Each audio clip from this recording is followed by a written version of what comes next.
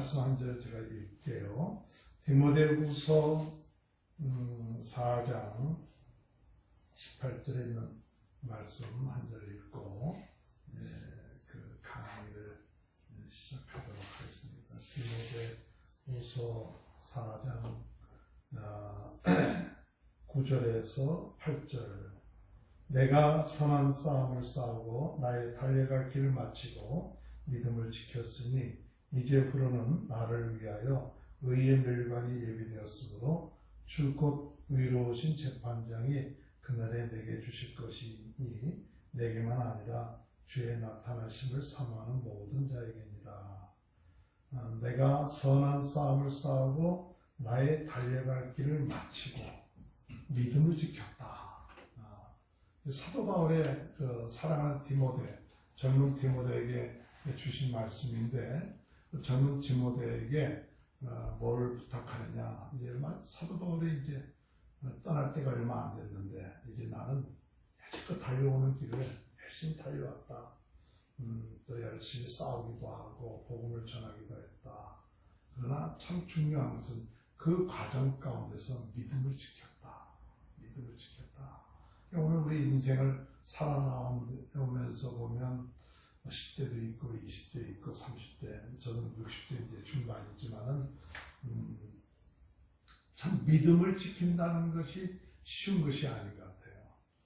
젊었을 때는 참 열심으로 믿기도 하고 그랬는데 또 인생에 여러 가지 어려운 일들 생기면 또 믿음을 떠나는 경우도 있고 또 나이 드셨다고 해서 다 믿음이 좋은 것들이 아니더라고요. 오랫동안 참 주를 위해서 일을 했다 하더라도 마지막 순간까지 믿음을 지킨다는 것 쉬운 일이 아니다. 그래서 사실 어떤 때는 저도 26살부터 서울에서 담임 목회를 했어요. 그래갖고 지금 26살부터 목회를 하고 담임 목회를 했죠. 지금 이제 38년 정도 담임 목회를 오는데 그런데 참 그 믿음을 잘 지킨다는 것이 참 쉬운 게 아니구나. 자연적으로 잘 지킬 줄 알고 또 잘 될 줄 알았는데 그게 아니구나. 계속해서 우리가 우리 자신을 쳐서 복종치 아니하면 순간순간 우리 자신도 모르게 잘못된 길로 가기도 하고 또 하나님부터 멀어지기도 하고 또 무감각해지기도 하고 또 내가 왜 사는지 모르고 또 방황하기도 하고 또 이상하게 어둠의 세력들과 이런 것에 의해서 우울해지기도 하고 그런 인생을 그 순간순간 지나고 있어요. 그래갖고 요새 제가 이제 주의할 그 메시지 가운데 어떤 메시지를 지난주에 전했던 메시지는 사도신경에 대한 고백 주의를 한번 사도신경, 우리가 예배 시작할 때 보면 사도신경 꼭 하잖아요. 사도신경에 대한 고백을 주일 설교를 한번 했었어요. 사도신경이 뭐냐 할 때 사도신경이라고 하는 것은 초대교회 때 참 중요한 기독교의 중요한 교리, 나는 이것을 믿습니다. 그래서 전설에 의하면 12제자가 한마디씩 했던 그런 전설도 있지만 그런 것보다도 초대교회 때 우리 기독교가 이렇게 형성이 되고 난 다음에 우리가 믿는 기독교가 뭐냐, 우리는 뭘 믿느냐, 그걸 정리해 놓은 게 사도신경이더라고요. 우리가 뭘 믿느냐, 그게 정리해 놓은 게 사도신경이에요.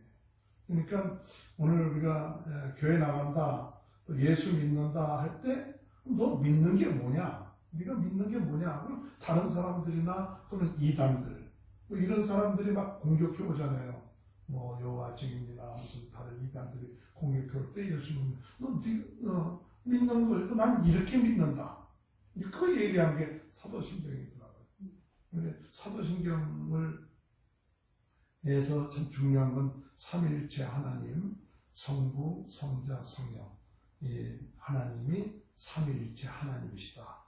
어떤 종교 이단에서는 예수가 하나님이 아니다 이렇게 얘기해요. 그러나 우리 기독교에서는 성부 하나님이 계시고 성자 하나님이 계시고 성령 하나님, 이 삼위가 하나님이 되신다. 이렇게 믿는 것이 우리 기독교고, 그래서 성부 하나님이 어떤 분이냐? 그분이 전능하신 분이시다. 그리고 천지를 만드신 분이시다. 또 그분이 우리의 아버지가 되신다. 이렇게 고백하는 것이 우리 기독교의 고백이에요. 그래서 우리는 전능하신 하나님을 믿습니다. 또 천지를 지으신 하나님을 믿습니다. 그분이 나의 아버지 되신 것을 믿습니다. 이것이 성부 하나님에 대한 신앙 고백이고, 그 다음에 예수님에 대한 신앙 고백이 뭐냐? 그 성부 하나님이, 성자 하나님이 우리 성부 하나님을, 인간들을 구원하기 위해서 성자 하나님이신 예수님을 이 세상에 보내셨는데, 육신의 몸을 입고 오셨다. 성령으로 동정녀 마리아에게 마리아를 통해서 성령으로 말씀이 육신이 되신 분이 바로 예수님이시다. 즉 예수님은 육신의 몸을 입고 있지만 하나님이십니다. 이걸 고백하는 거예요. 그분이 하나님이십니다. 하나님이 말씀이 육신이 되어서 이 세상에 오신 분이 예수님이십니다. 이렇게 믿는 거지. 그 예수님이 오셔서 왜 오셨느냐? 우리 인간들의 죄를 구원하기 위해서 고난당하시고 십자가에 죽으셨다. 그리고 사흘 만에 부활하셨다. 우리 인간이 십자가에 죽으면 그냥 인간 한 사람으로 끝마치지만은 하나님이기 때문에 모든 인류의 과거와 현재와 미래의 모든 죄까지 다 담당하신 분이 누구냐? 바로 하나님이신 예수님입니다. 그 예수님이 죄가 없으신 분이신데 우리의 죄를 대신해서 십자가에 못 박혀 돌아가신 것을 믿습니다. 그것을 믿고 또 믿는 죽은 것뿐만 아니라 죽음의 권세를 이기시고 부활하셨습니다. 부활하신 것뿐만 아니라 승천하셨습니다. 또 승천하셔서 하나님 우편에 계시다가 심판하러 오실 예수님을 믿습니다. 우리 인간은 죽음으로 끝마치는 것이 아니라 죽고 난 다음에 오늘 우리 인간들에게는 심판이 있는데 바로 그 심판하실 분이 누구신가 하면 예수님이십니다. 그래서 그 예수님에 대한 신앙 고백을 하는 거예요. 그 예수님을 신앙 고백을 해서 그것을 마음으로 믿고 입으로 예수님이 하나님이신데 내 죄를 위하여 십자가에 못 박혀 돌아가셨고 부활하셨고 또 승천해서 심판하고 오실 하나님이신 것을 내가 마음으로 믿고 영접합니다 하고 예수님을 마음속에 영접했을 때 어떻게 되느냐 하면 그 사람은 하나님의 자녀가 되고 구원받고, 이렇게 고백하는 사람들에게 초대교회부터 무엇을 했느냐? 초대교회로부터 세례를 주는 거예요. 세례를 준다는 것은 이제는 옛사람은 지나고 새사람 됐고 하나님 자녀 되고 성도가 됐다. 그러니까 성부 하나님, 성자 예수님, 그 다음에 마지막 성령에 대한 신앙 고백이 있죠.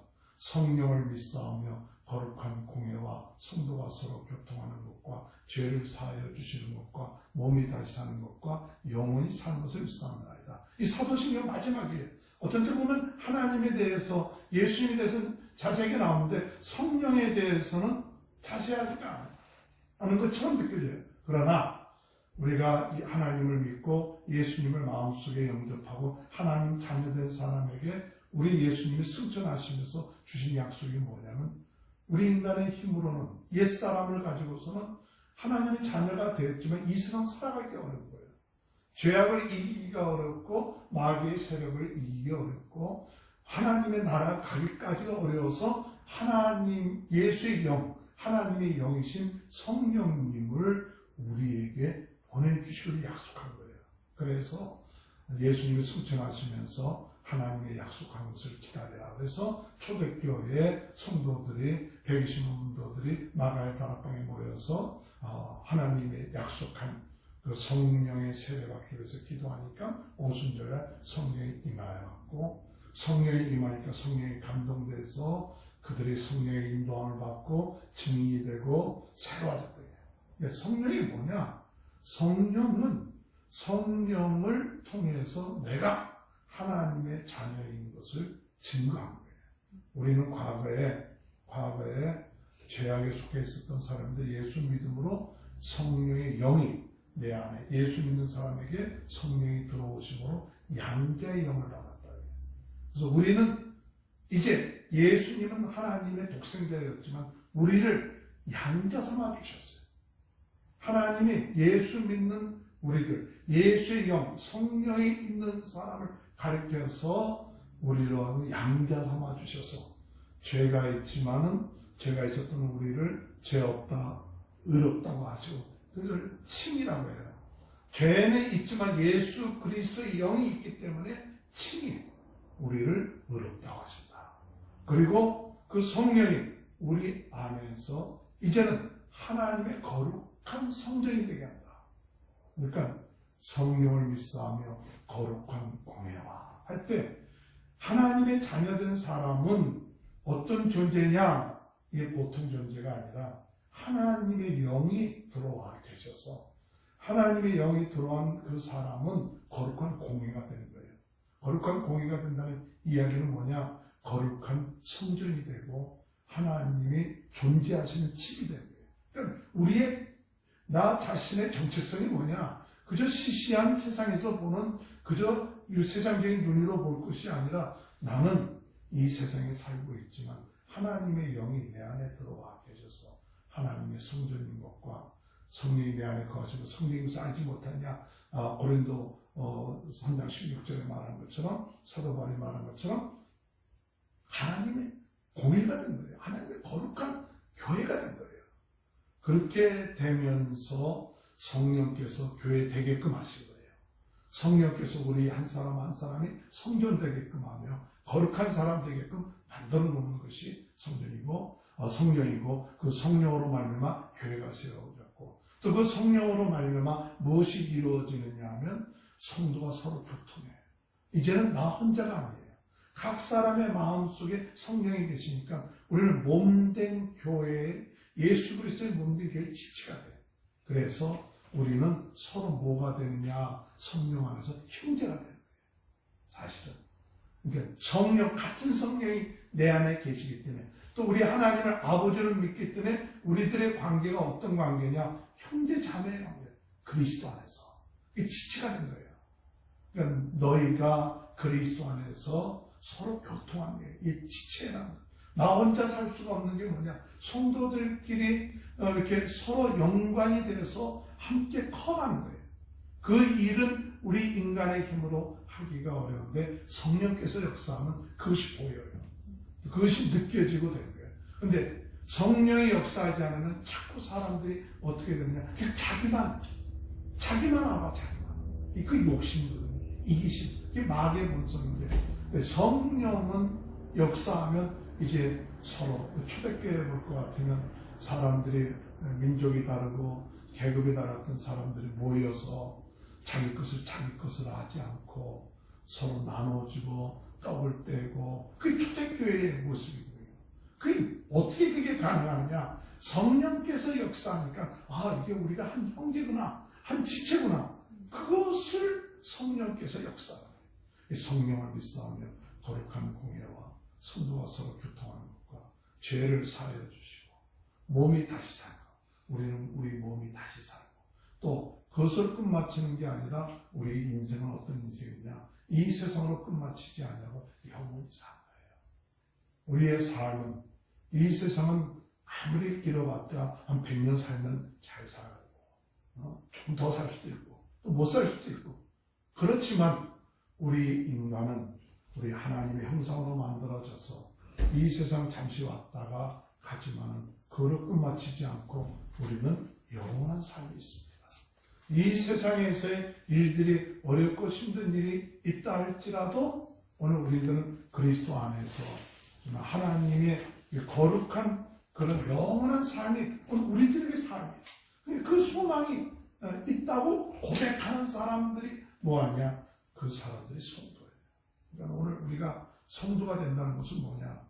그리스도인이 된다는 것은 바로 이 신앙 고백을 할 때에 이제부터 당신은 하나님의 자녀요 성도다. 성부 하나님, 천지를 만드신 하나님, 전능하신 하나님, 아버지신 하나님이 내가 믿습니다. 또 성자 예수님, 그분은 하나님이신데 우리 죄를 위하여 십자가에 못 박혀 돌아가셨고, 나의 죄를 위하여 못 박혀 돌아가셨고, 또 부활하셨고 승천하시고 심판하러 오실 구세주 되시고 심판주가 되신 분인 예수님을 나의 주인으로, 이제는 과거에는 내가 주인이었지만 이제는 내 죄를 위하여 십자가에 못 박혀 돌아가신, 이제는 내가 사는 것이 아니라 예수님이 주인이십니다. 예수님이 내 인생의 구세주가 되십니다 라고 고백하는 사람, 여지껏 내가 인생의 주인 노릇했지만은 내가 내 죄의 문제 해결할 수 없었는데 예수님이 나를 위해서 죽으셨어.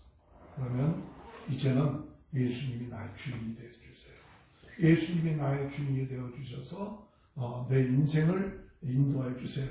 그렇게 예수님을 나의 주라는 얘기는 로드, 주인이라는 거예요. 구세주라는 거예요. 내 죄의 문제, 인생의 문제, 내 근본 문제를 해결할 수 없었는데 예수님이 오셔서 해결하시면서 믿습니다. 이렇게 믿는 사람은 바로 죄의 문제가 해결되지요. 어둠의 세력의 문제가 해결되지요. 또한 죽음의 문제가 해결되지요. 왜? 예수님이 다 해결해 놓으셨습니다. 그래서 예수 믿는 사람은 죄사함 받죠. 또 영생을 얻게 되죠. 또한 우리는 하나님의 자녀의 권세를 얻게 되죠. 하나님이 인도하심 받는다. 이것을 믿는 사람에게, 믿는 사람, 입으로 내가 믿고 내 마음속에 인격적으로 예수님을 내 마음에 영접합니다. 내가 죄인이었던 것을 고백합니다.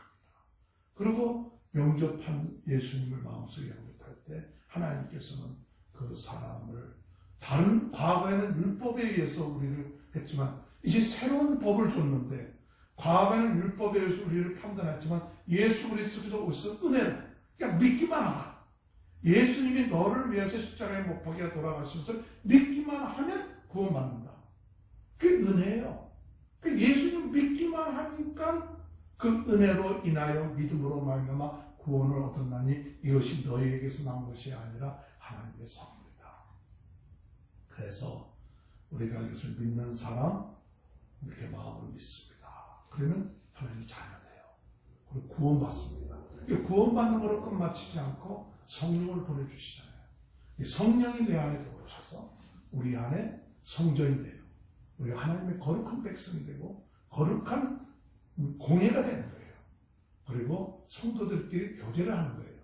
그리고 서로 용서해주고, 또한 우리가 제사함 받고 다시 살아나고 부활하고 영생하는 거, 이런 삶이 예수 믿는 자들의 삶이에요. 이 너무나도 놀라운 거예요. 과거에 이것이 우리의 복음이죠. 그래서 저는 이 사도신경을 참 오랫동안, 지난주에 우리 교인들한테 그걸 한번 내가 정리를 쫙 해갖고 했고 했는데, 사실은 저는 이 사도신경을 언제 고백을 했는, 언제 사도신경의 중요성을 알았느냐 하면 한 34년, 제가 한 30살, 31살 때 정도, 31살 때 정도, 제가 그때는 서울에서 목회를 하고 있었어요. 마포에서 태교교회라고 마포에서 목회했어요. 26살부터 제가 대교교회를 담임 목회를 하고, 그 다음에 그 마포 로타리에 있는 3층에 있는 교회인데 거기가 재개발된다 그래갖고 하나님의 은혜로 거기서 가까운 거리에 있는 2층짜리 1층짜리 옛날 교회를 샀어요. 정말 기적적으로 교회를 샀어. 그것도 정말 하나님의 기적이죠.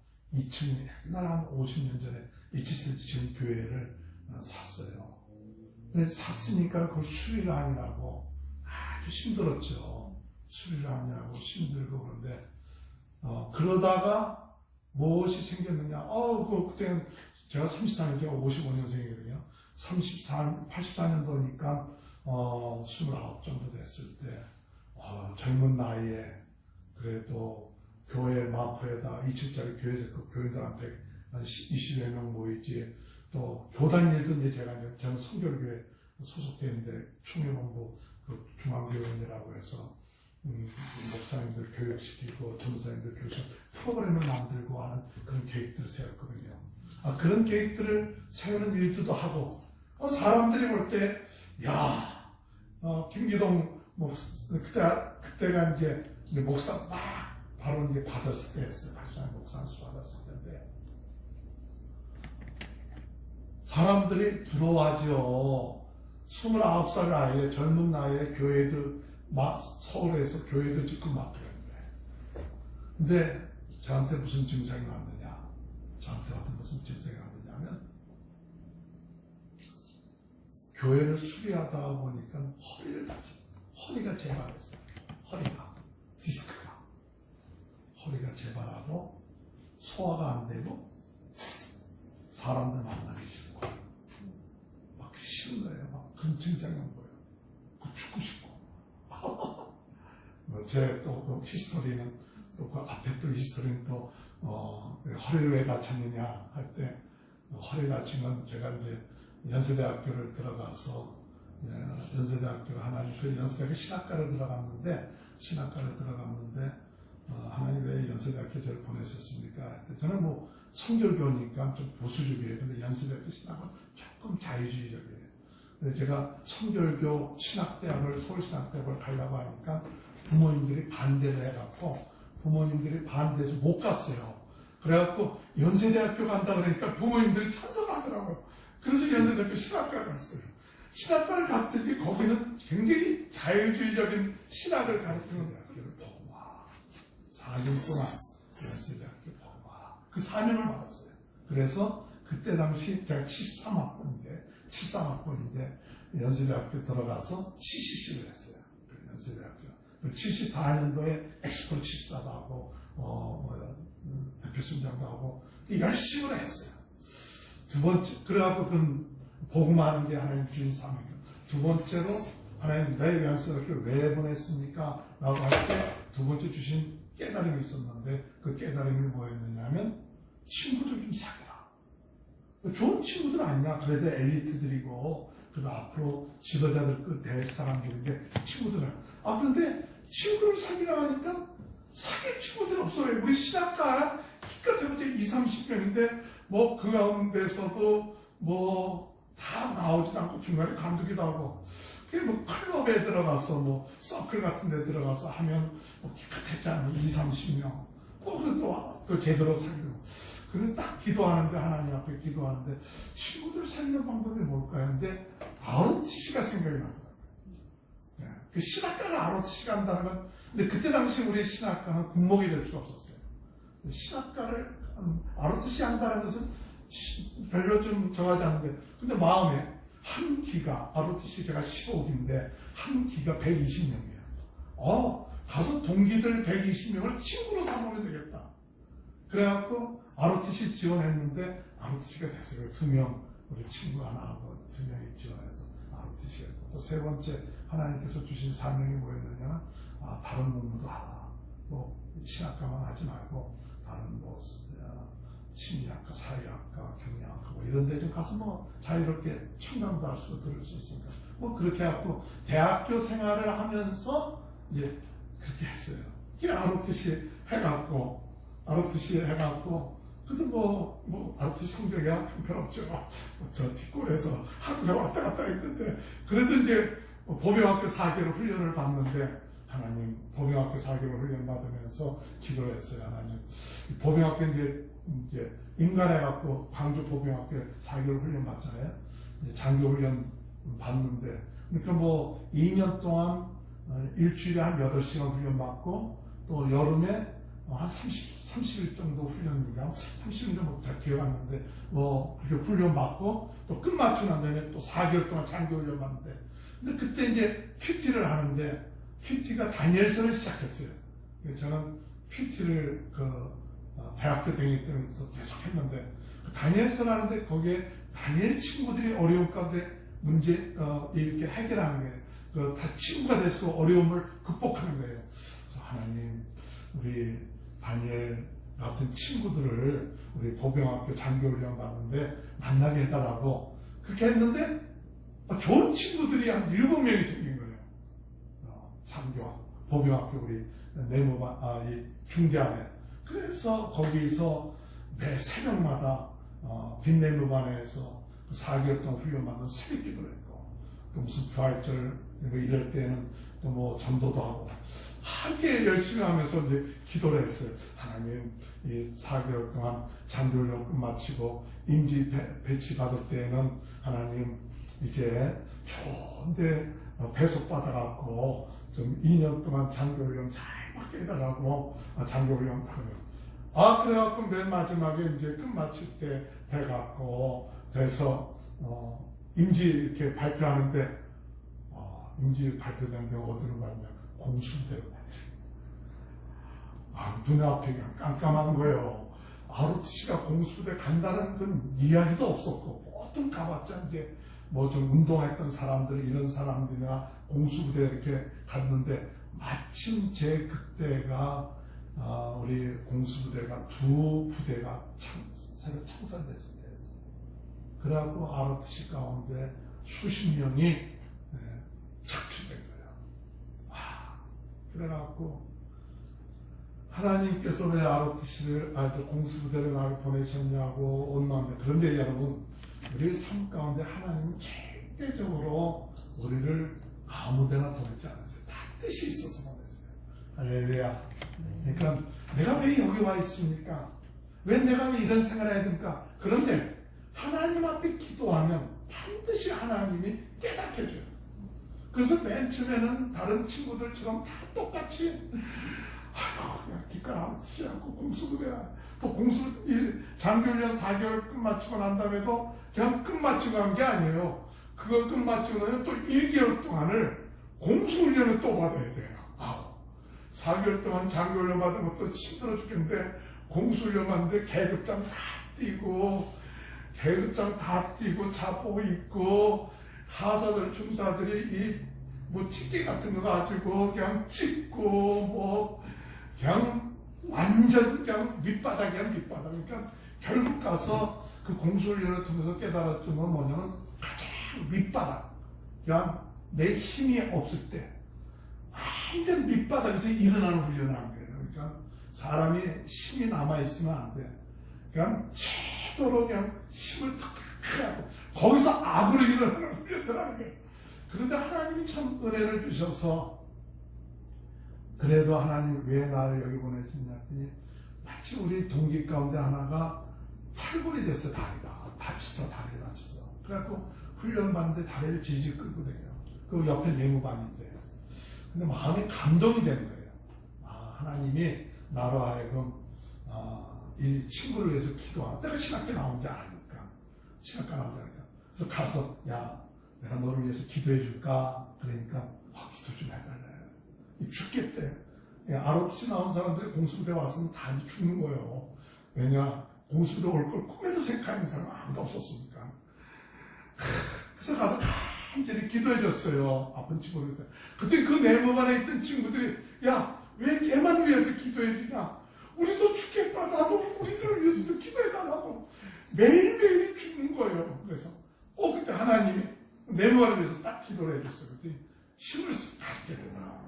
근데 그때 당시 1내무반은 우리는 소위였는데 중위로부터 시작해서 소령까지가 1내무반에 있었고, 2내무반에 또 저기 10내무반까지 우리 소위들이 있었고, 나머지 한 10대는 또 중사, 하사들 뭐 이렇게 있었어요. 근데 마음에 탁 감동이 오는 게 뭐냐면, 하나님이 나를 여기 보내신 것이 이 사람들이 정말 의지할 데가 없는 거예요. 믿은 사람도 믿음이 떨어지고 막 그런데, 그래서 이 사람들을 위해서 매일같이 기도해줘야겠다 그랬고, 훈련 끝나면 나도 힘든데 그래도 1내무반부터 저 텐트로 되어 있는데 10몇 텐트까지 매일 저녁마다 기도해주고, 훈련 시작할 때 기도하고, 점프할 때 기도해주고, 또 점프 끝마다 기도해주고, 그래갖고 1개월 동안에 공수훈련이 잘 끝마쳤어요. 사고가 하나도 없었어요.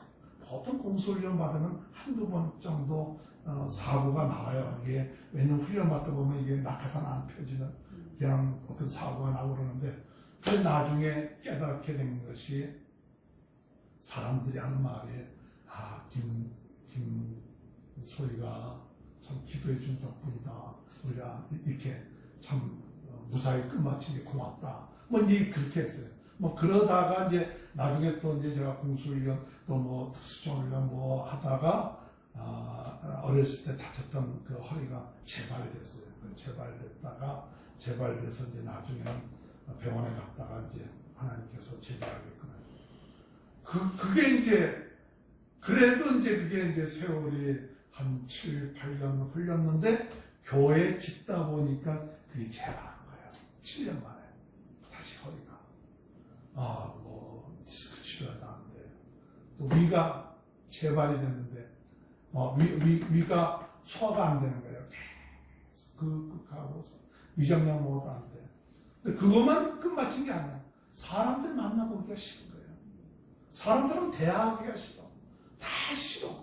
몸은 자꾸 살찌고, 몸은 자꾸 사람이 스트레스를 받으니까 자꾸, 저는 스타일이 막 스트레스 받으면 먹는 스타일이니까 막 살은 찌고. 근데 겉에서 사람들이 보기에는 뭐예요? 기기동이가 잘 나가거든. 교회 지었지? 그래도 29살 때, 마포에서 그래도 2층짜리 교회 지었지? 교인들도 그렇게 좀 모이지? 또 교단적으로 일하지? 야, 괜찮아. 그런데 내 속은 죽어가고 있는 거예요. 어디다 말을 못하는 거예요. 말을 못하는 거예요. 그런데 나중에 우리 집사람이 한번 기도원 좀 가보라고. 근데 그 소리가 싫은 거예요. 기도 좀 하라 그러는 그 소리가 되게 목사가 문제가 생기면 기도원 가야 되는 게 기도원을 가든지 기도해야 되는데 그런데 이상하게 싫은 거예요. 그러다가 나중에 집사람이 나한테 여보 마지막 소원이니까 우리 그때 장인어른이 소개해준 기도원에 좀 가라고. 그래갖고 집사람의 마지막 소원이라는 얘기를 듣고 그래갖고 좀 먼 거리에 가운데 있는 기도원인데 가서 기도원에 갔더니 기도원이 좋아 하고서 내가 이거 잘못 왔다. 또 원장님이 또 여자분이야. 내가 그때 남자 목사인데 여자한테 안수를 받아. 그때까지도 지금 그랬거든. 그래갖고 내일 가야지. 괜히 여기 왔어. 그래갖고 이제 딱 하고 잠을 자는데 꿈속에서 내가 하나님 앞에 잘못한 거, 죄 지었던 거 이런 것들이 꿈에 나타나는 거예요. 내 속에 큰 죄덩어리가 있구나. 나는 의롭고 목사고 괜찮은 줄 알았는데 내 속에 엄청난 과거로부터 지었던 이 죄덩어리가 지금 있구나. 그것을 꿈을 꾸다가 깨는 거예요. 그때 제가 딱 깨달은 게 뭐냐면 이곳에 하나님께서 역사하시는 겁니다. 성령께서 역사하시는 겁니다. 왜냐? 성령이 역사하면 죄를 깨닫게 되거든요. 성령의 역사는 나는 괜찮은 줄 알고 그런데 성령이 역사하고 그러면요 죄를 깨닫게 돼요. 내 모습을 보게 돼요. 그래서 제가 거기서 나오려고 했던 마음을 고치고 거기서 딱 엎드려졌고 회개하고 순수하게 그냥 안수하면 안수받고 그랬더니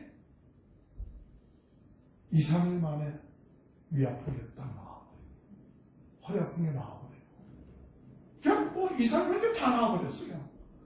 그래갖고 일주일 만에 토요일에 내려오는데 세상이 달라진 거예요. 세상이 다 천국으로 가는 거예요.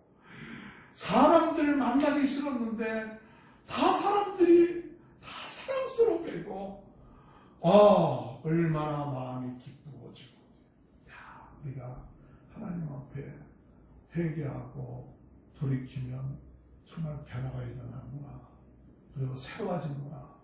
그런데 그 전까지는 세상적으로 볼 때는 괜찮은 거 그것만 가지고 마음이 교만해지고 내가 뭔가 했다고 그랬는데 그때 하나님이 나를 허리 아픈 거, 위 아픈 거, 또 죽고 싶은 마음 이런 것들을 하고 가서 무릎 꿇고 기도하게 하면서 하나님 다시 만나고 하나님께 회개하고 그리고 난 다음에 그럼 주 만에 해결된 거예요.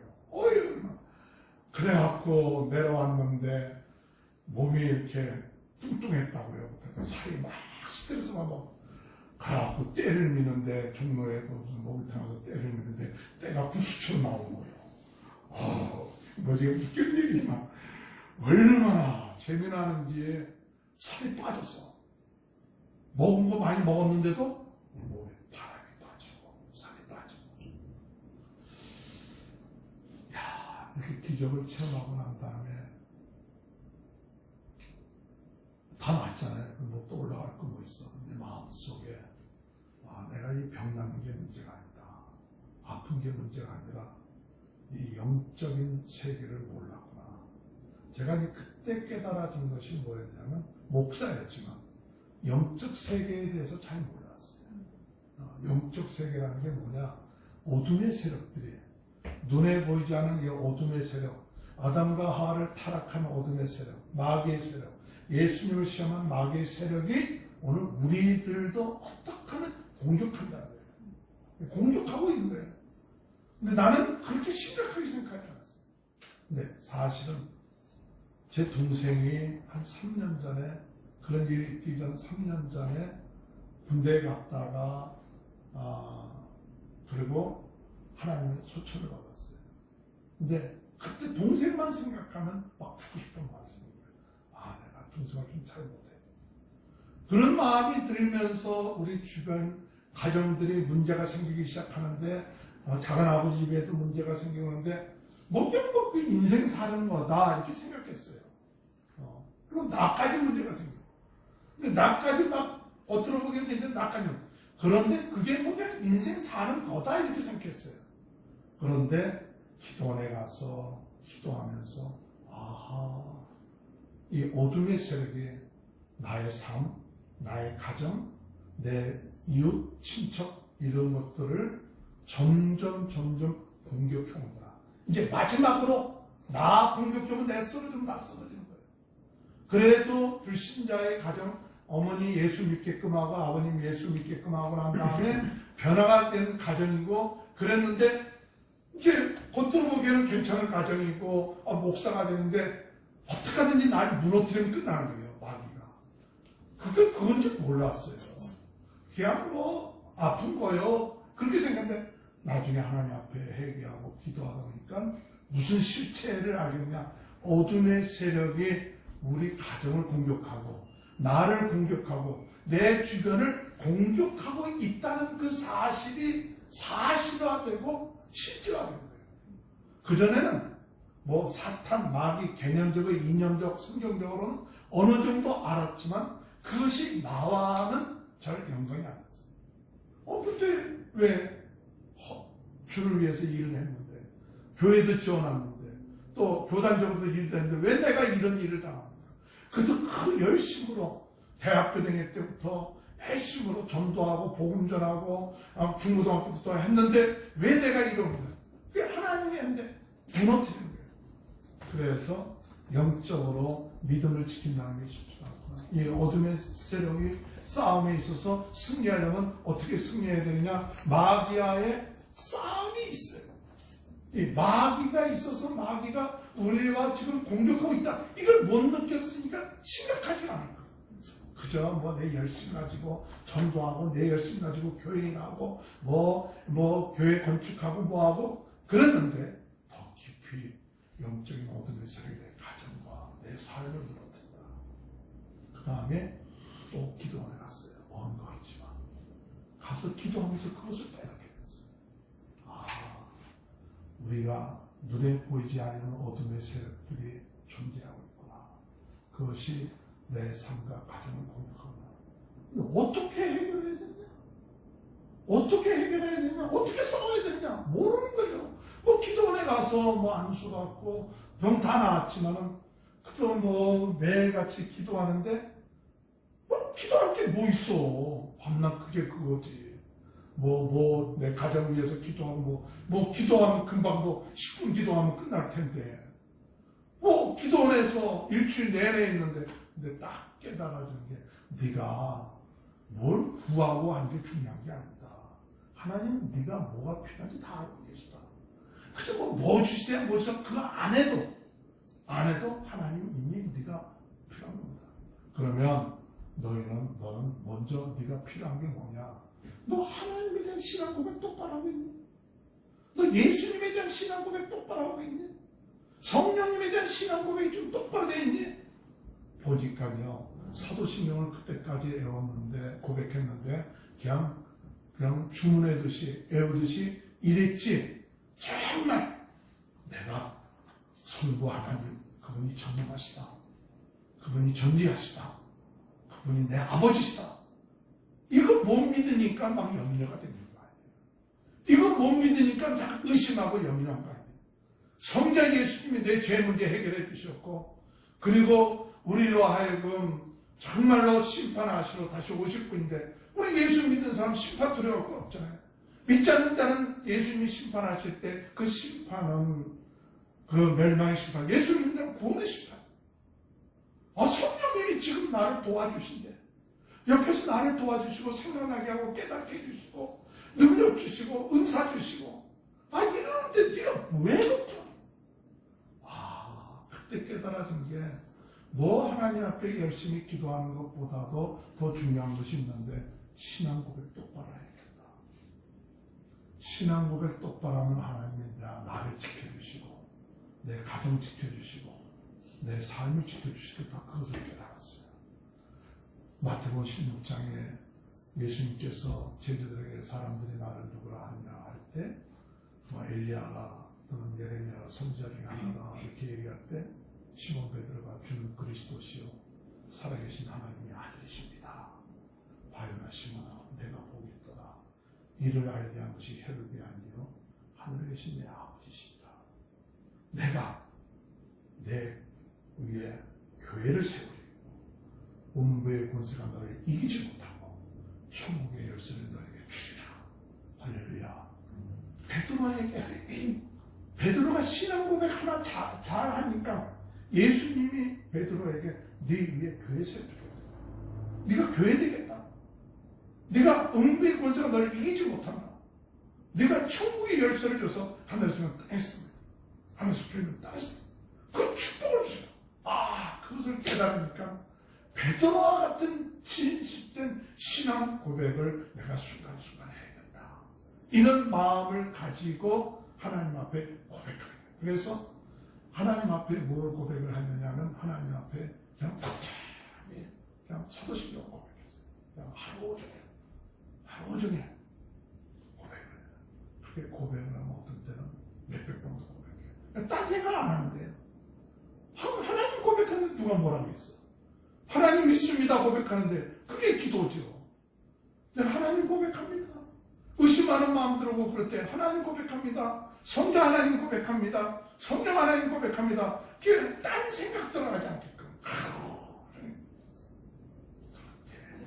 몇 주를 지나고 나니까 어떤 마음이 드느냐면, 사도신경만 한 번 고백만 하도요 마음이 뜨거워져. 사도신경 한 번을 진실되게 고백해도 어떤 때 마음이 낙심되고 차가워질 때도 내가 진실된 마음으로 하나님 앞에 서서 전능하사 천지를 만드신 하나님 아버지를 누가? 내가 믿사오며. 내가 믿고 다른 사람이 있는 게 아니에요. 내가 믿사오며 그 아들 예수 그리스도를 내가 믿사오니 성령을 내가 믿습니다. 그 내가 믿습니다라고 입으로 신하고 마음으로 믿고 입으로 신할 때, 그때 우리의 마음속에 마음이 뜨거워지고 내 안에 계신 성령님이 기뻐하시는 거예요. 내 안에 계신 성령님이 기뻐하시고 역사하시는 거예요. 할렐루야. 그래갖고 그렇게 기도를 하니까 하나님이 제 삶을 지켜주시고 제 가정을 지켜주시고 제 인생을 지켜주시는 그런 은혜의 역사가 일어나게 된 줄 믿습니다. 사도신경을 고백을 하고 내 고인 아버지요, 이름이 거룩히 여김을 받으시오며 나라의 임하시며 뜻이 하늘에서 이룬 것이 땅에서. 주기도문도 우리가 얼마나 많이 했어요. 주기도문도 많이 했는데, 시작할 때는 사도신경, 끝마칠 때는 주기도문 하긴 하는데, 이 마태복음 6장에 예수님께서 제자들이 예수님에게 우리에게 기도를 가르쳐 주세요. 예수님은 기도의 사람이에요. 오늘 우리는 기도하는 사람이 되어야 되는데 예수님처럼 기도하지 않으면 예수님도 그렇게 기도하는 우리는 기도하는 사람인데 기도를 안 하는 거예요. 근데 기도를 해야 하나님의 뜻을 알게 되고 기도를 해야 능력을 받게 되고 기도를 해야 지혜를 얻게 되고 기도를 해야 성령의 은사를 받게 돼요. 할렐루야. 여러분 성령이 여러분 안에 계시면요 신앙생활이 왜 어려워지느냐? 예수 믿고 성령이 우리 안에 들어와 계신데 성령이 우리 안에 들어와 계신데 그 성령이 우리에게 은사 주신대. 은사 선물 주신대. 성령이 그 성령의 은사는 뭐냐면 도구예요. 도구. 이 집을 지을 때 여러분 내 힘으로 짓는 게 아니에요. 다 이 목수들 보면 우리 저 교회 그 어떤 그 히스패닉 그 목수 관리인인데 그 사람은 방 가득이 도구요. 교회에 무슨 일이 생기면 그 사람 도구래요. 건축가들이 딱 보니까 다른 게 없더라고. 집 짓는 거 저거 보는 거 다 보면 다 도구로 하지. 도구 없으면 큰일 나요. 뭐 도구 없이도 지으려면 지을 수 있어. 그러나 게임이 안 되지. 신앙생활도 마찬가지예요. 성령이 우리 안에 들어와 계시면 우리 안에 계신 성령이 우리에게 뭘 주시느냐? 도구를 주신다고 했어요. 할렐루야. 그 도구를 구하지 않아. 하나님이 주신 도구를 은사를 주시겠다, 선물을 주시겠다는데 그 뜻대로 주신대요. 그럼 어떤 도구를 주시느냐? 고린도전서 12장에 보면 말씀의 지혜의 말씀의 은사를 주신대요. 무슨 은사예요? 지혜의 말씀 은사. 지혜의 말씀을 주신대요. 우리 학생들에게 필요한 게 뭐예요? 지혜가 필요하죠. 지혜가 왜 필요합니까? 문제 해결하기 위해서는 지혜가 있어요. 지혜의 은사를 주신대요. 그런데 그걸 구하지 않는 거예요. 또 무슨 은사를 주시느냐? 지식의 말씀 은사. 지식의 말씀이라는 것은 무엇을 의미하느냐? 이 사물이나 어떤 사건을 제대로 분별하고 바로 분별할 수 있는 게 거짓과 참이 뭔지를 분별하는 게 지식이에요. 참 지식, 거짓 지식. 근데 사람들이 보면요, 지금도 거짓 뉴스 나오면 그게 참인 줄 알고 있거든요. 근데 지식의 은사가 있으면요, 지식의 말씀의 은사면 이게 참이구나, 거짓이구나. 이것만 제대로 알아둬요, 사람이 달라져요. 뭘 공부를 많이 해서 좋은 게 아니라 IQ가 높아서 좋은 게 아니에요. 참과 거짓을 분별할 수 있는 지식의 은사가 있어요. 지혜의 은사, 지혜의 말씀 은사, 문제를 해결할 수 있는 은사. 또 예언의 은사, 앞으로 일어날 일들에 대한 또 하나님의 말씀에 대한 은사. 또 믿음의 은사. 사람이 믿음이 있어야 뭐든지 하거든요. 자신에 대한 믿음, 다른 사람에 대한 믿음, 하나님에 대한 믿음이 있을 때 사람이 큰일하는 사람들을 보면 믿음들이 있어요. 믿음 없으면 안 돼요. 또 믿음의 은사, 또 병 고치는 은사, 또 능력하는 은사, 영분별하는 은사, 방언하는 은사, 방언 통역하는 은사. 이 9가지 지금 얘기한 거예요. 고린도전서 12장에 나와 있는 9가지 은사를 누가 주겠다? 성령이 예수를 나의 주 나의 하나님으로 고백한 사람들에게 주겠대. 여러분 받을 수 있어요? 없을까요? 여러분도 받을 수 있어요. 하나님 뜻대로. 그런데 구하지 않는 거예요. 그걸 사용하지 않는 거예요. 받았는데도 받은 줄 모르는 거예요. 우리가 기도가 너무 적구나. 기도가 시시한 게 아니라 내 필요한 것 마냥 엄청난 도구를 받을 수 있거든. 여러분이 지혜의 말씀의 은사 생기면요, 탁탁 문제 해결하는 것이 다른 사람보다 수준이 달라져요. 인생은 계속 문제가 생겨요. 근데 지혜가 있으면요, 솔로몬이 지혜를 가지고 그 여인의 그 자녀 아들의 문제를 해결했던 것처럼 지혜의 문제들을 탁탁. 은사를 그게 어디서 오느냐? 성령께서. 성령이 누구냐? 하나님이시죠. 하나님은 모든 것을 다 아시죠. 하나님 모든 것을 하나님은 성령은 하나님의 깊은 것까지 통달하십니다. 그게 내 안에 지금 성령님이 내 안에 계신데 여러분 성령님께 물어보십니까?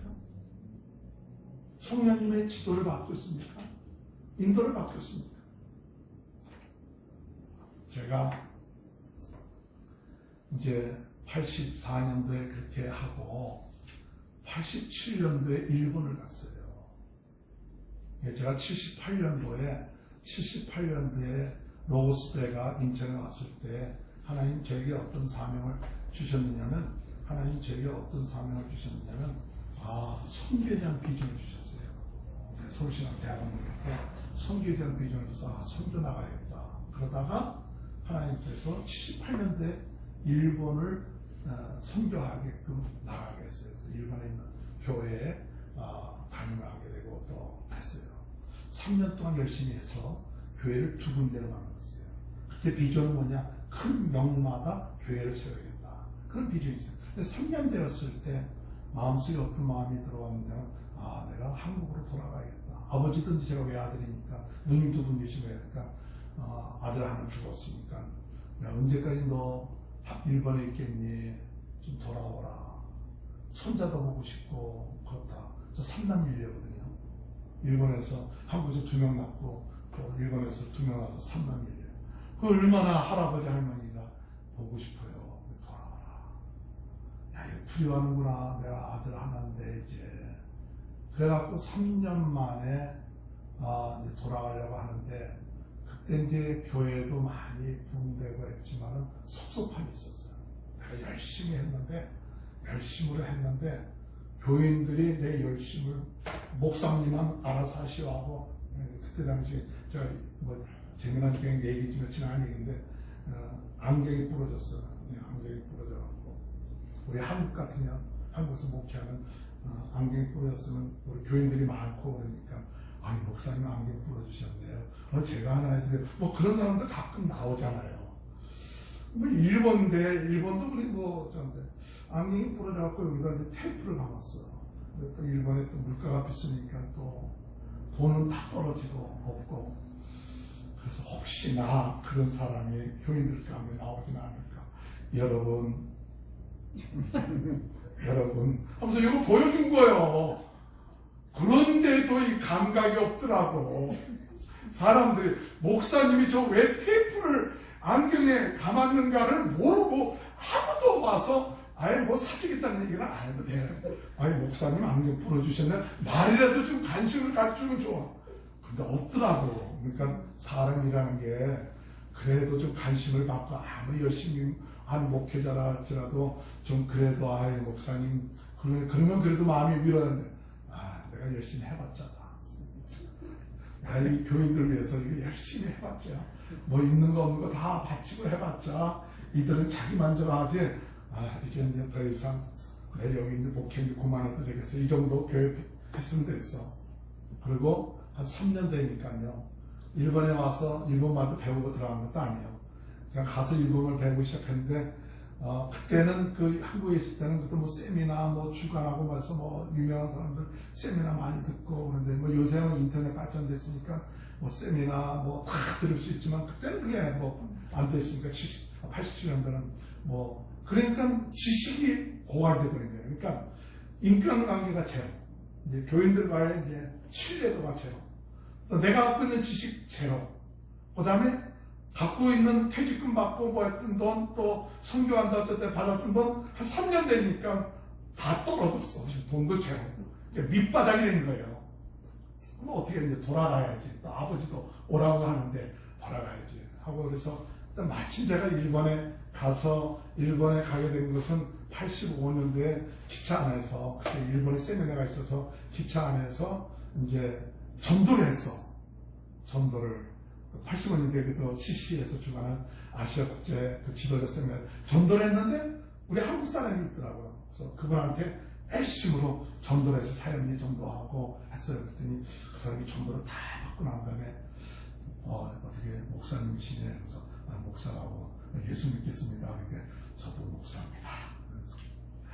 기차 안에서 목사님 그 일본 선교사님한테 전도를 한 거예요. 열심으로. 그랬더니 내 열심으로 하는 모습을 보고 그게 한 30대 때인데 목사님처럼 젊고 열정 있는 분이 좀 일본에 좀 와주십시오. 85년도에 기차 안에서 그 선교사님을 만나고 그 선교사님의 도전을 받고 그때 사도행전 16장에 다녀와서 돌아. 사실 일본 갈 생각이 없었어요.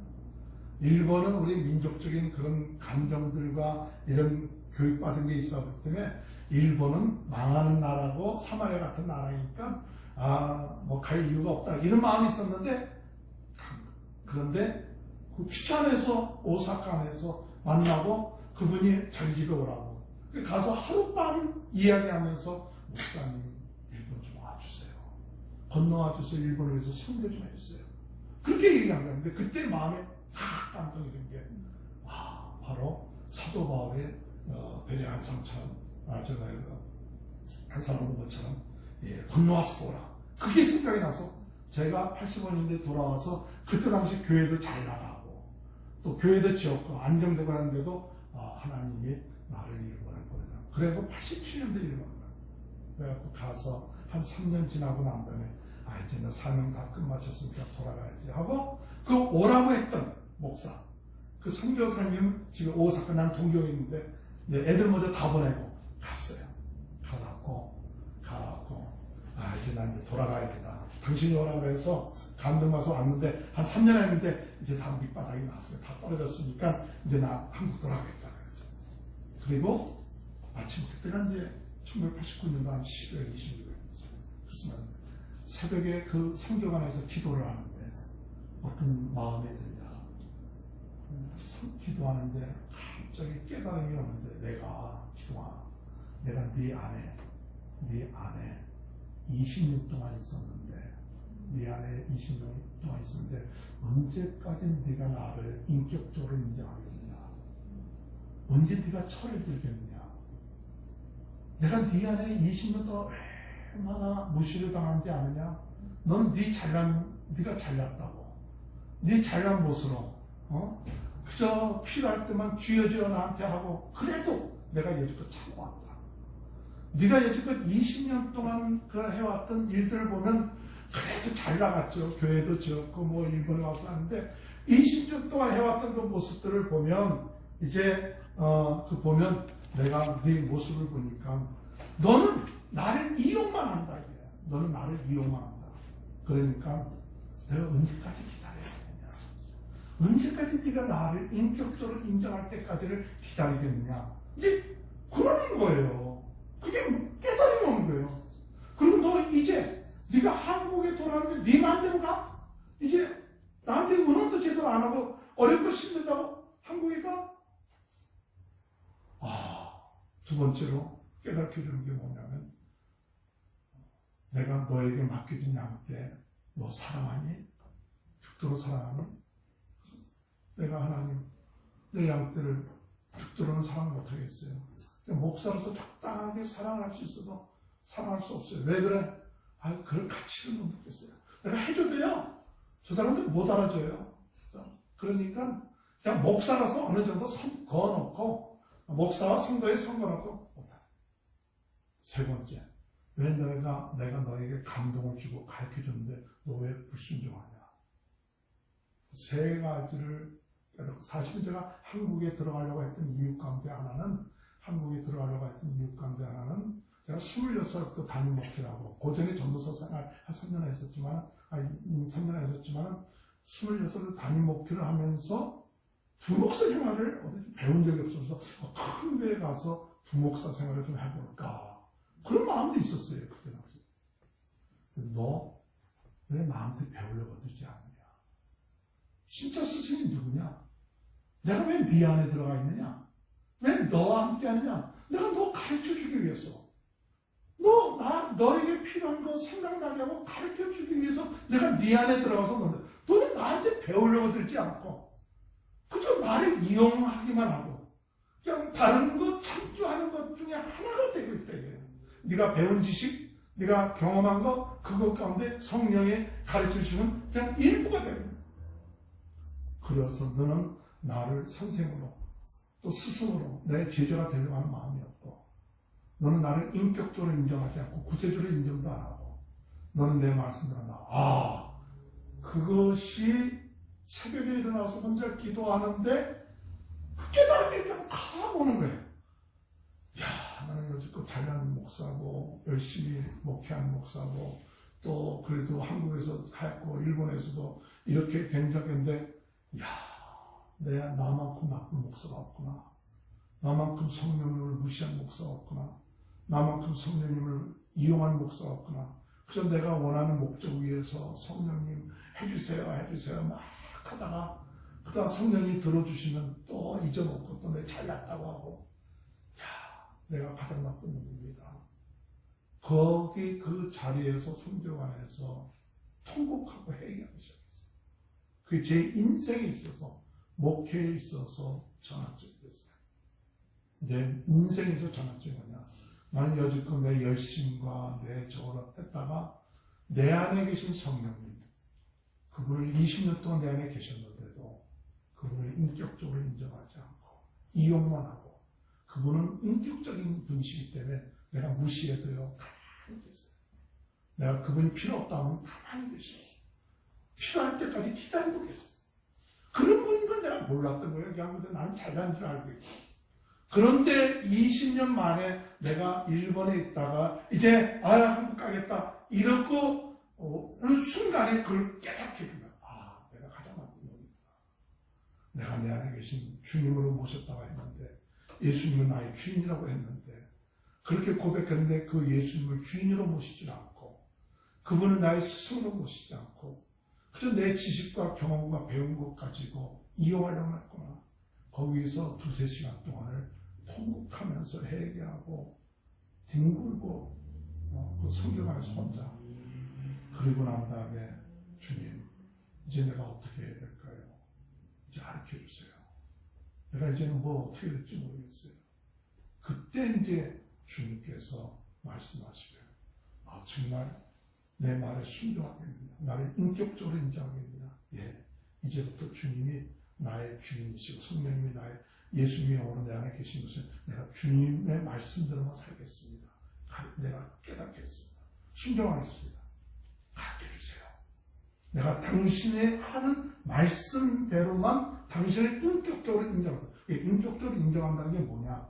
인격적으로 인정하면 그분이 하나님이시고 그분이 진리의 영이시고 그분이 우리를 가르쳐주시는 분이시기 때문에 그분을 인정한 거예요. 그래서 모든 일들, 모든 내가 가지고 있었던 거 다 내려놨어요. 내려놔라. 네가 배웠던 거, 네가 경험했던 거 다 내려놔라. 그리고 다시 처음부터 주님 어린아이가처럼 6살짜리, 7살짜리처럼 성령님이 내 안에 계시니까 그 성령님을 인정하고 그분에게 가르치고 다시 받겠습니다. 그래서 그때부터 어린아이처럼 성령님을 물어보기 시작했어요. 10가지, 100가지 모든 거, 내가 알고 있는 것도 다 무시하고 성령님, 이거 어떻게 해야 될까요? 이거 어떻게 생각하십니까? 이거 가르쳐 주세요. 그분이 내 안에 계셔서 생각나게 하고 가르쳐 주시는 진리의 영이니까 그분을 그렇게 물어보는 것이 뭐냐? 성령님을 인격적으로 인정하기 시작합니다. 인격적으로 인정. 성령님은 인격적인 분이십니다. 그분이 하나님이신데 내 안에 들어오셔서 인격적인 대우를 여지껏 못 받으셨어. 우리는 성령님을 내 종처럼 부려왔어. 예수님을 종처럼. 그분이 주인이신데, 그분이 나의 구세주인데도 그분을 인격적으로 대화한 적이 없었어. 그냥 이용하지. 그때부터 제가 회개하고 인격적으로 인정하는 거예요. 자꾸 주인이시니까 물어보는 거예요. 자꾸 물어봐. 그럴 때 성령님께서 기뻐하시더라고요. 네가 나를 인정하기 시작하는구나. 여러분, 사람을 인정한다는 건 어떤 거냐? 이렇게 있으면 무시하면요, 얘기도 안 해요. 내 마음대로 하죠. 무시하는 거거든. 인정한다는 건 뭐냐? 자꾸 의논하죠. 자꾸 의논하고 물어보면 인정하는 거예요. 자꾸 물어보면 인정한다는 거거든. 물어볼 때 인정하는 거지, 물어볼 필요가 없으면 인정하지 않아요. 근데 성령님이 내 안에 계시니까, 그분이 나 가장 가까운 분이니까 자꾸 물어봐요. 이렇게 했습니다. 그랬더니 성령님이 네가 비로소 나를 인정하라. 그런 마음이 없어요. 인정을 했더니 그 다음에 오는 증상이 뭐냐? 오는 증상이 뭐냐면 성령께서 내 안에 깨달음을 주세요. 깨달음을 주세요. 깨달음을 주신다. 뭐 음성으로 들려서 오는 깨달음이 아니라 또 금방 딱 이렇게 오는 건 아니에요.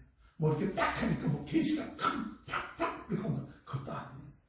그래도 계속 꾸준하게 24시간 내가 눈뜨는 성령님을 인정하고 나와 함께해서 인정하니까 어느 순간에 어떤 깨달음이 타가. 그 깨달음이 왔는데 그 깨달음이 내가 보통 알고 있는 깨달음하고 내가 공부해서 온 깨달음하고 주님이 나에게 가르쳐주신 깨달음이다 하는 감동이 올 때가 있어요.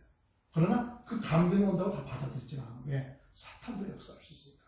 딱 감동이 오면 그 감동이 오는 깨달음을 성서적인가 복음적인가 덕이 되는가 이런 것들을 자로 잴 수 있잖아요. 왜? 우리는 기준이 성경 아니에요. 성경에 벗어나면 안 돼요. 또 교회적이 돼야 되고 복음적이 돼야 되고 또 일반 내에서 덕이 돼야 되고 하는 이런 것이 있잖아요. 그걸 딱 이렇게 비교해보면 교회적이고 복음적이고 성서적이고 그러면 딱 내 마음속에 하나님이 나에게 이것을 주셨다. 그것을 인정해요. 하나님이 성령님이 나에게 주셨다. 그 인정을 받으면 그 다음에 뭐 하느냐? 그 다음에 조그만 수첩을 갖고 다니면서 뭘 했느냐? 조그만 수첩을 갖고 다니면서 적기 시작했어요. 깨달음이 오면 적었어요. 여러분 깨달음이 계속 가는 게 아니에요. 또 깨달았다고 그 다음에 또 생각나는 게 아니에요. 적지 않으면 조금 순간 못 깨달았는지 생각이 안 날 때 많아.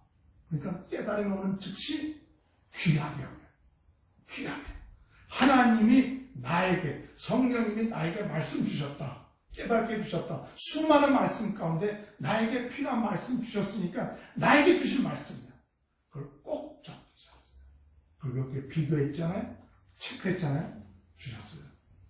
근데 중요한 것은요, 적은 것이 중요하지 않아요. 성령님이 나에게 말씀 주면 깨닫게끔 하기 위해서 주신 게 아니잖아요. 성령이 왜 나에게 말씀 주셨느냐? 말씀에 뭐 하라고? 순종하라고. 순종하라고. 말씀을 왜 줍니까? 순종하고 그것대로 지켜 나가라. 그럼 주신 거지. 괜히 뭐 깨달으면 조금 깨달으면 말씀을 깨닫고 나면 순종하고 따르면 역사가 일어나거든. 말씀에 순종하면 역사가 일어나요. 그래갖고 순종하려고 하니까 이게 계산이 안 되는 거예요. 왜 순종 못하느냐? 계산해보니까 야 이거 손해될 것 같아. 계산해보니까 안 될 것 같아. 뭐 이런 마음 가져갖고 순종 안 할 때가 너무 많았어. 내 인간이 있으면. 그런데 그리고 왜 순종 안 하냐? 하나님이 나에게 주신 확신이 없어. 이게 하나님이 나에게 주신 확신이 없는 사람들 순종을 안 해요. 야, 하나님이 나에게 주신 말씀이라는 확신이 오면 순종하고. 그게 확신이 왔다? 적었다? 그 다음에 그 말씀에 순종하기 시작했어요. 순종하기 시작하니까 재밌어지는 거예요. 내 삶이 변하기 시작하고, 주변이 변해요. 역사가 일어나. 큰 역사가 아니라도 내 삶이 기뻐져. 하나님이 살아계시고, 성령님이 살아계시고, 성령님께서 나와 함께 하신다는 이 사실이 순간 누리면서 가는 거예요. 어떤 장소를 가든지 어떤 모임을 가든지 거기에 성령님이 살아계시고 하나님이 함께 하시고 거기에 하나님의 뜻이 있으니까 그걸 누리니까요. 어떤 장소에 가든지 성령님 여기 내가 하나님의 뜻이 뭐예요? 깨닫게 해주세요. 내가 사람을 만나야 되는데 어떤 말을 해야 될까요? 어떤 뜻이 있을까요? 그때마다 인도함을 받고 그러니까요, 자유로워지고, 기뻐지고, 그리고 역사가 일어나는 거예요. 할렐루야. 그래갖고, 그 다음에 그게 12월 달에 돌아가려고 했던 마음을 접었어요. 한국으로 돌아갔던 마음을 접고, 우리 한국으로 왔던 식구들 다시 돌아오라고, 1월 달에 됐는데, 1월 초 됐는데, 성령의 감동이 있는데, 주님, 성도들을 사랑하는 방법을 잘 모르겠어요. 이 목사이기 때문에 오랫동안 잘못했던 목사이기 때문에 이 목사의 체면, 목사의 권위, 뭐 이런 것들은 몸에 배어 있는데 성도들하고 거리는 생기는데 거리는 둬야 된다. 옛날부터 거리는 둬야 되는데 근데 저 두 번째 깨달았던 것 중에 하나가 내 맡겨진 양떼들 죽도록 사랑해. 죽도록 못 사랑해요. 목사로서 적당히 사랑할 수 있어도 네가 너 자신을 속이는 거다. 네가 정말 없었으면 힘들었으면 솔직하게 야 안경테 좀 두고 할 싸움이나 왜 말 못하냐. 그래서 체내 때문에 말 못하는 거거든요. 그러면서 속은 미워하거든요. 저것들 자기 할 것들은 다 하고 목사가 이렇게 어렵고 힘든지를 모르고 속으로는 교인들 욕하고 겉으로는 사랑하는 척하고 아닌 척하고 근데 속이는 거다. 진짜 사랑을 하면 그게 허물이 없어진다. 어떻게 사랑해야 하는지 잘 모르겠어요. 이게 어느 정도 들어가야 될지. 근데 그때 네 집사람하고 사랑하는 방법이 뭐냐? 뭐 사랑하는 방법이 뭐예요? 그냥 제가 이제 이 시간이 별로 없어서 이제 다 얘기는 못하지만 또 재미난 또 연애 얘기가 있습니다. 재미난 연애 얘기는 제가 79년도에 우리 집사람 만나갖고 세 가지 얘기를 했어요. 젊은 분이니까 세 가지 딱 만나서 우리 결혼을 전절해서 1년 동안 저를 견절해서 하자. 그 세 가지를 뭐냐면 첫 번째 매일같이 큐티 해갖고 큐티를 보내자. 그래서 하나는 복사하고 그때는 뭐 이메일이 잘 없었으니까 매일같이 큐티해서 보내자. 그 사람 우리 그때 당시 뭐 집사람이 신학교 다녔기 때문에 저는 대학원 다니고 두 번째 매일같이 이제 서로 알아야 된다 해서 큐티를 한 걸 서로 보내기로 하고 두 번째로 2주에 한 번은 만나야 된다. 그래서 만나야 이 지는 큐티를 하고 정은 만나야 정이 든다. 그래서 2주에 한 번은 꼭 만나자. 의는 뭐냐? 1년 동안 만나기 싫어도 만나자.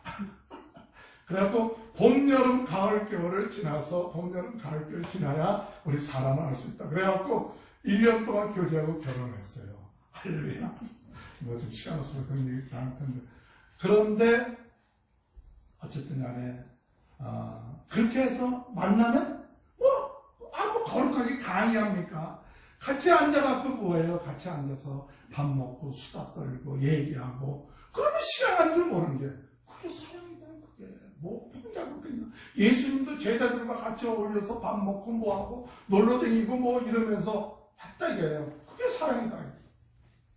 그걸 가르쳐 주시는 거예요. 그래서 세 가정 커플이 있었어요. 젊은 커플들, 유학생들 세 가정. 저는 혼자였으니까 집사람 한국 갔으니까 세 가정에 전화가 왔어. 야, 내일 그 1월 1일인데 뭐 다 뭐 공휴일이고 또 다 쉬니까 뭐 점심 같이 먹을래? 그랬더니 좋아요 목사님. 그 세 가정이 모였어. 모여갖고 그냥 만나서 그냥 식사하고 얘기를 해요. 근데 얘기를 하는데 중요한 것은 나를 무너뜨려야 돼요. 나를 성령의 감동이 돼서 나를 베끼기 시작해야 돼요. 나를 오픈하지 않으면 상대방은 절대 오픈을 안 해요. 성도라 할지라도 목사가 난 목사라고 오픈을 안 해놓으면 교인도 자기 문제 얘기하네. 그런데 내가 교인들한테 내가 여러분들을 미워했습니다. 섭섭했습니다. 뭐 이런 오픈을 하기 시작하니까 성령이 감동돼서 그냥 오픈하는 게 아니라 또 성령께서 감동을 줘야 얘기를 하는 거예요. 근데 이상하게 성령에 감동돼서 놀면요 재밌어요. 그냥 뭐 육신대로 놀면 재미가 없는데 성령에 감동되면 재밌어. 말도 어떻게 저는 만나서 식사를 하면 무뚝뚝해서 말이 안 나와요. 신방 가서 얘기하면 설교만 딱 하고 그 다음에 뭐 어떤 목사님들은 재미난 얘기도 하는데 뚝뚝한데 성령에 감동되니까 이 말이 그냥 막 나와. 그래갖고 성령에 감동되니까 얘기야.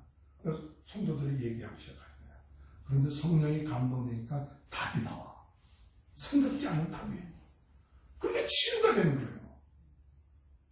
그래. 너무 재밌는 거예요. 사람이 만나서 성령에 감동돼서 사랑하고 성령의 역사실은. 그래갖고 집에 들어서, 야, 우리 너무 좋다. 헤어지면서 너무 좋다. 우리 한 달에 한 번씩 이렇게 만나자. 그래서 집에 들어서, 주님, 이게 사랑하는 거군요. 그랬더니, 야, 너 사랑하면 한 달에 한 번씩 만나든? 내일도 쉬는 날이니까 내일도 또 만나. 그래서, 야, 내일 또 시간 있니? 좋아요. 이렇게 만나서, 또 식사하고 보링장 가고 또 보링 치면서 막 아들이 보링장에서 보링을 치는데 신경 쓰고 또 점수가 안 나면 인상 쓰고 그러는 거예요. 그래서 성령께서 여기 보링을 왜 치냐? 뭐 점수 올라가기 위해서 치냐? 뭐 더 나은 너보다 더 보링 실력이 좋다는 거 치냐? 그런 것을 좀 자유로워하더라. 그냥 이렇게 하나 쳐도 할렐루야. 즐겁게 놀아야지. 그걸 꼭 경쟁사에 우리가 좀 시달려갖고 나는 너보다 낫다. 막 이거 되지 말고 성령에 감동돼서 안 나와도 괜찮고 이렇게 노니까 노는 것도 재밌더라고. 할렐루야. 한 3일을 놀았더니 아이들이 변화가 되는 거예요. 할렐루야. 그 마음을 알게 돼요. 그게 우리가 주님이 원하시는 사랑.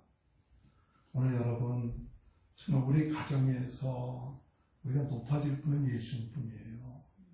또 우리 가정에서 자녀들과의 관계에서도 우리가 성령의 비인격적인 것은요, 내가 너보다 높다. 가정이나 직장이나 뭐든지 간에 내가 너보다 높다. 이 지위관계, 질서관계가 자꾸 하면 꼭 인격적인 관계가 없어져요. 성령님은요, 인격적인 분입니다. 그분이 그렇게 높으신 분인데도 내려오셔서 가장 낮게 우리를 섬기시고, 그래서 예수님은 높으시고. 근데 자꾸 우리는 뭐 하느냐? 자꾸 내가 너보다 높다. 내가 너보다 잘났다고 자꾸 내가 높아지는 거예요.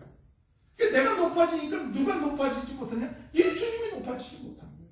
성령님이 높아져야 되는데, 예수님이 높아지고 우리 모임 가운데 나는 다 까발리면 다 죄인이요. 이게 마귀의 작전이 뭐냐? 우리를 높여놨다가 떨어뜨리는 거예요.